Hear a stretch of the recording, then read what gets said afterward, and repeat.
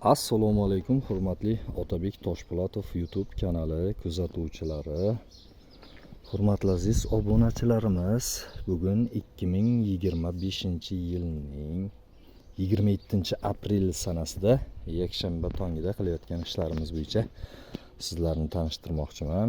Bugun Alloh xolasa mana hovlimizga ekkan kartoshkalarimizni o'g'itlab, ularni taglarini yumshatib, nasib bo'lsa aytaylik birinchi ozuqalarini beryapmiz.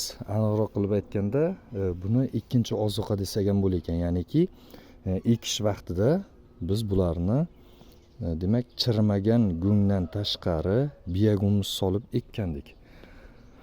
Holati juda ham ideal, juda ham zo'r bo'ldi. Xudo xohlasa mana ko'rib turganingizdek juda ham chiroyli rivojlanyapti.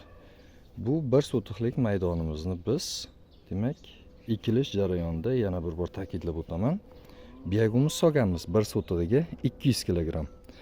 Hozirgi qilayotgan ishimiz esa qator oralarini mana biyagumuz solib, bag'riga biyagumuz solyapmizda, qatorni o'rtasiga ariqchalariga amyachniy selitra, ya'ni azot solib, chopiq qilib, mana bunday holatda tuproq tortib, chiroyli qilib tuproq beryapmiz. Xudo xohlasa ana endi bu tuproq berilgandan keyin, tuproqni kartoshkalarimizni bag'riga tortgandan keyin 2-3 kun demak ana shu holatda chanqatib qo'yilar ekan. Chanqatib qo'yilar ekan va 2-3 kundan keyin Xudo xohlasa sug'orilar ekan. Demak, kartoshkalarimizning orasida mana bunday holat ham duch keladi. Ya'ni mana qurish jarayonida. Bu degani nima degani? Buni ekayotgan vaqtimizdagi urug'lik kartoshkada, ya'ni ona kartoshkada yo qurt tushgan yoki chirish alomati bor. Shunday. Buni hech qanday foydasi yo'q. Kutganda buni eng zo'r variant olib tashlagan ma'qul. Qolganlari esa Xudo xohlasa juda ham zo'r.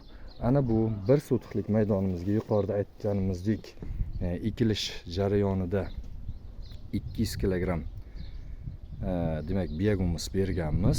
Hozir esa men sizlarga biyagumuz solinmasdan ekilgan maydonimizni ko'rsatmoqchiman. Ana bu kartoshka ekilgan maydonimiz esa azizlar, demak 3 sotikni tashkil qiladi.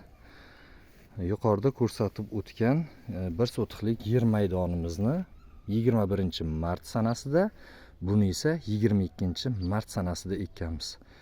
Natijani ko'rib turganingizdek o'ta achinarli holda, ya'niki qaysidir ma'noda biz erinchoqlik qilib bu maydonimizga biyagumuz solmasdan faqatgina go'ngni o'zini solib ekkanmiz.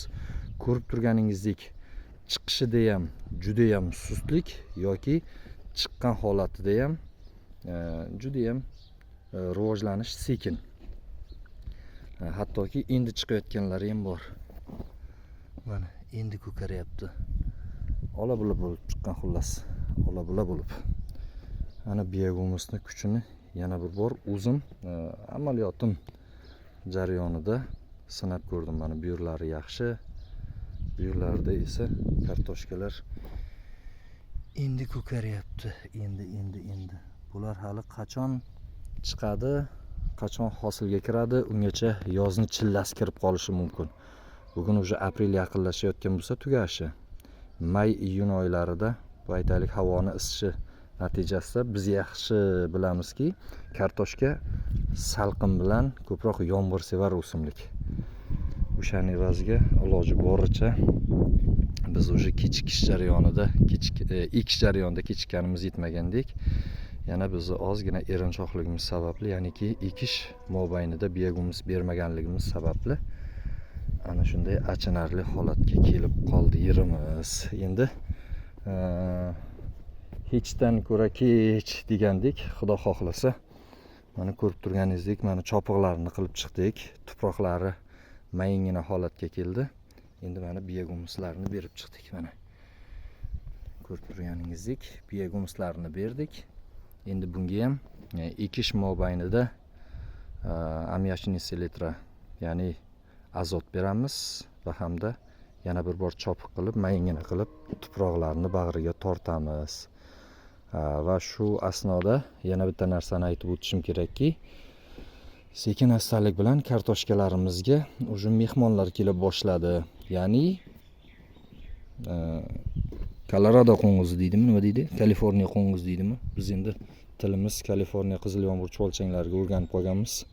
Biyagimiz ishlash mobaynida. Mana sekin astalik bilan mana chumolilar yoki aytaylik bitta ikkita pashshalar paydo bo'lgan. Mana ko'rib turganingizdek pashsha chivinlar. Ana bularni yo'q qilish uchun biz Xudo xohlasa ana endi nima qilamiz? Hasharotlarga qarshi dorilarni sepamiz. Qanaqa dori sepayotganligimiz to'g'risida ham Alloh xolasa ish mobaynida sizlarga ma'lumot berib o'tamiz. Videomizdan xulosa shuki, O'rmonali Usmonov degan agroblogerni juda bir zo'r gapi esimda qolgan. Chesnok, piyoz, kartoshka asosan yerni ostida rivojlanadi. Xo'p, yerni ostida rivojlanadi. Nima uchun biz yerni ostida kattaraydigan narsaga yerni ustidan ozuqa beramiz? Uni 80% ozuqasini ekishdan avval berish kerak degan gapi sira esimdan chiqmaydi. Bilib turib shu narsaga amal qilmaganmiz. Demoqchi bo'lganimizki, ana shu yuqorida aytib o'tgan mahsulotlarimizni ekishdan oldin 70-80% ozuqasini berish kerak ekan. Qolgan 20-30% ozuqasi esa ekilgandan keyin bargidan oziqlantirish, qotirib kultivatsiya mobaynida berish, shu bilan ish bo'lar ekan. Biyagumimizni kuchi azizlar.